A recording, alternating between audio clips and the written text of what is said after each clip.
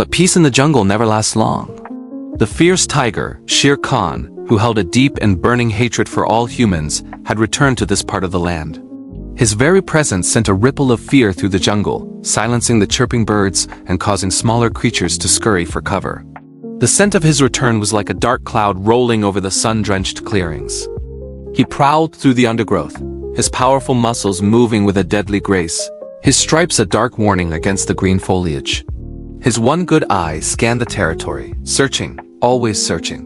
He let out a low, menacing growl that rumbled through the ground, a sound that promised violence. "That man cub," he snarled, his voice a gravelly threat that carried on the wind. "He belongs to me." The words were not just a claim. They were a vow, a dark promise sealed by years of resentment. He remembered the fire, the pain, the humiliation caused by the boy's kind. To Shere Khan, Mowgli was not a child raised by wolves. He was a trespasser, an infestation that needed to be purged.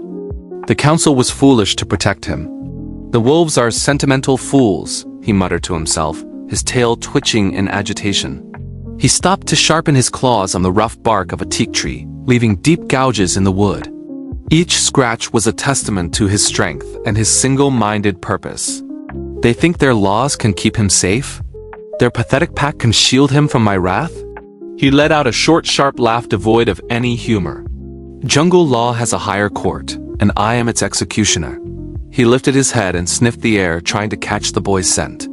It was faint, masked by the smell of wolf and the damp earth of the den, but it was there. A spark of cruel anticipation lit up in his eye. Let him run. Let him hide behind his furry family. The tiger continued his patrol, a shadow of doom moving through the jungle. "Time is on my side. He will grow, but so will my hunger. He cannot stay a cub forever. And the moment he steps out of line, the moment he is alone, he is mine." Shere Khan's threat wasn't an empty one. He began to sow discord among the younger wolves of the pack, whispering poison into their ears.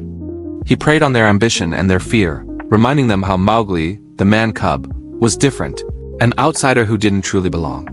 "Why do you follow an old, toothless leader who protects a human?" He would ask them in secret meetings near the ravine. "A man-cub who will one day bring fire and destruction upon you all, just as his kind always does. The law of the jungle is clear. A man has no place here." His influence began to spread like a sickness.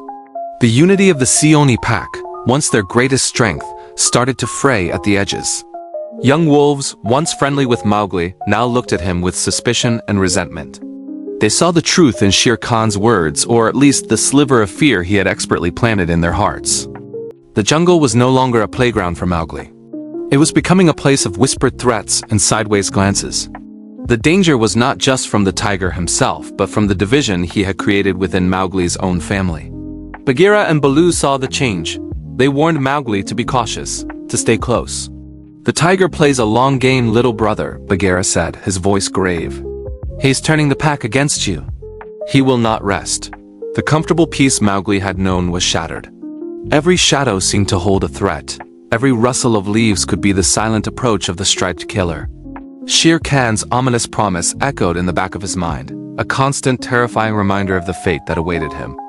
One day, the tiger had vowed, his voice a chilling memory, "I will end him."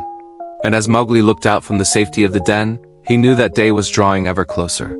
The jungle had become a chessboard, and he was the pawn Shere Khan was determined to capture. The game had begun.